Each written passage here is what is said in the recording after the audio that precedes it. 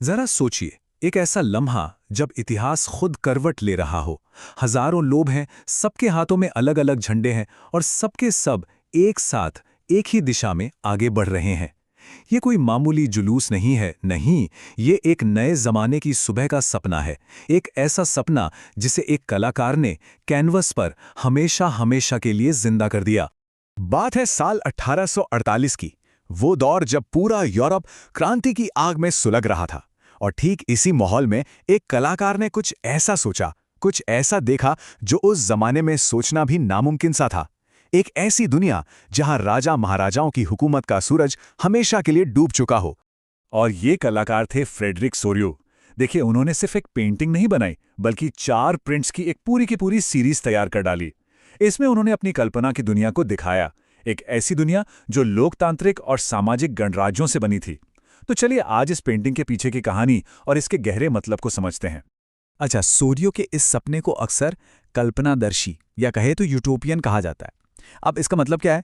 मतलब एक ऐसा समाज जो इतना इतना ज़्यादा अच्छा और परफेक्ट हो कि असलियत में उसका बन पाना लगभग नामुमकिन सा लगे। लेकिन 1848 में कई लोगों के लिए यही नामुमकिन सा दिखने वाला सपना उनकी सबसे बड़ी उम्मीद थी। तो ये है वो सपना जिसे कैनवस पर उतारा गया है।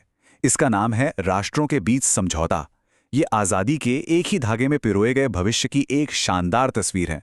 और यकीन मानिए, इसका हर एक कोना, हर एक हिस्सा एक बहुत बड़ी कहानी कहता है। तो चलिए अब इस पेंटिंग के राज खोलते हैं, एक एक करके। सबसे पहले बीचों बीच खड़ी इस महिला की मूर्ति पर नजर डालते हैं। ये सिर्फ एक मूर्ति नहीं है, ये खुद आज़ादी की देवी है, एक नए युग की, एक नई सुबह की धड़कन। और यहाँ पर जो सबसे दिलचस्प बात है ना, वो ये है कि आज़ादी की इस देवी के हाथों में क्या है। एक हाथ में तो है ज्ञानोदय की मशाल, जो सदियों के अज्ञान के अंधेरे को चीरकर ज्ञान और समझ फैलाने का प्रतीक है। और दूसरे हाथ में क्या है? मनुष्य के अधिकारों का घोषणा पत्र, मतलब वो दस्तावेज जो साफ साफ कहता है कि हर इंसान बराबर है और आज़ाद है। अब जरा अपनी नजरें मूर्ति से हटाकर नीचे जमीन की तरफ लाइए। यहाँ एक और जबरदस्त संदेश छिपा हुआ है। ये एक पुराने जालिम दौर के अंत का ऐलान है। इस संदेश को समझने के लिए हमें निरंकुश संस्थानों के बारे में जानना होगा। ये वो राजशाही सिस्टम थे जहां एक राजा या शासक के पास सारी की सारी ताकत होती थी। उसकी मर्जी ही कानून थी, उस पर कोई रोक टोक नहीं। और अब देखिए सूर्यों ने क्या कमाल किया है। जमीन पर टूटे फूटे ताज और राजदंड बिखरे पड़े हैं। ये तानाशाही के खंडहर हैं। एक साफ और बुलंद आवाज में ये ऐलान है कि राजाओं और रानियों का जमाना अब खत्म हो चुका है। चलिए अब वापस उस लंबी कतार पर लौटते हैं जो आज़ादी की प्रतिमा की ओर बढ़ रही है।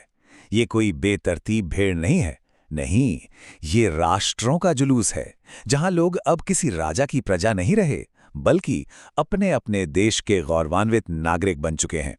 इस जुलूस का जो क्रम है ना, वो भी बहुत खास है।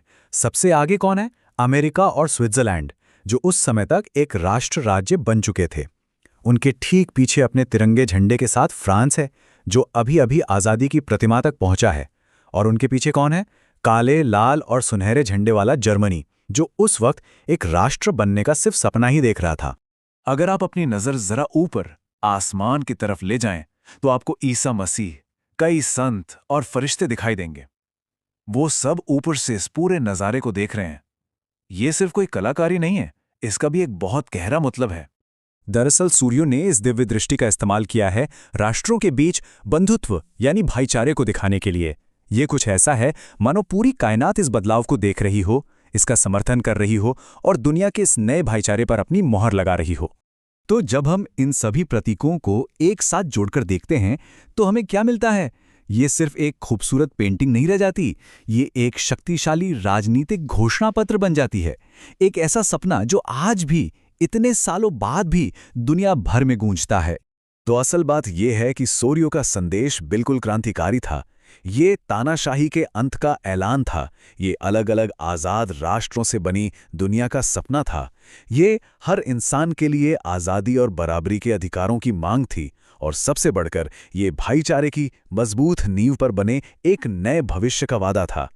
और ये पूरी कहानी हमें एक बहुत गहरे सवाल पर लाकर छोड़ देती है।